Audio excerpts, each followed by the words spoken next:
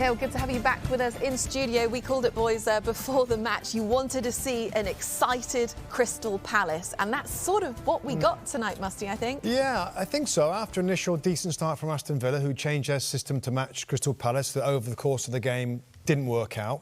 I think there'll be questions about Asensio and Rashford, why they didn't start. I think Villa's general football was pretty good throughout until it got to the final third, where there was hardly anything. I think there's maybe one shot on target for them, which is credit to Crystal Palace, but also credit to Crystal Palace when they had the ball, because they made the most of it. And when they got into the final third, it was quality all around from Ismaila Sarr, from the wing-backs that assisted on 2 goals.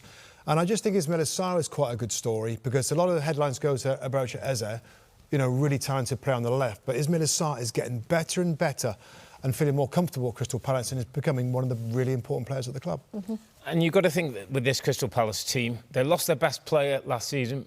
Michael Olise has gone to Bayern Munich, doing wonderful things there.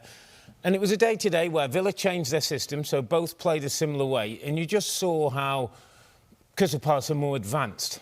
He said after the game against Fulham, we're a difficult team to play against when we're all going in the same direction. We saw that today. They cause you problems in a different way with the setup that they've got. And Crystal Palace Football Club in the Premier League has generally been survival. Let's stay in the league. We talked about it. The mid-table cup would be there, you know, between 10th and 15th. I start to sense with this guy, and again, we'll have to have money, we'll have to have time, we can start to think a bit bigger. This club can have a bit more ambition about being top off, being in the top 10, trying to make an 8th or 7th place finish, maybe finding European football.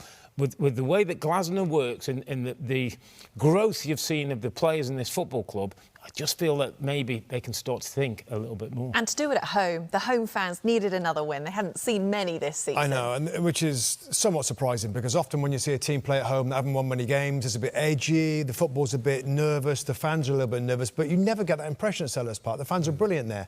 And I think you make a really good point. You know, it feels like the best kind of exciting Palace team has been for a while. Roy Hodgson did a great job there in finishing in these mid-table positions, but it was always a bit of a grind for Palace to get there, and it wasn't a fun watch, really, Crystal Palace, but I think it is a fun watch, and I think they've replaced some of these players that's gone really well, and they're building in this different system, really structured, really solid, very strong defensively.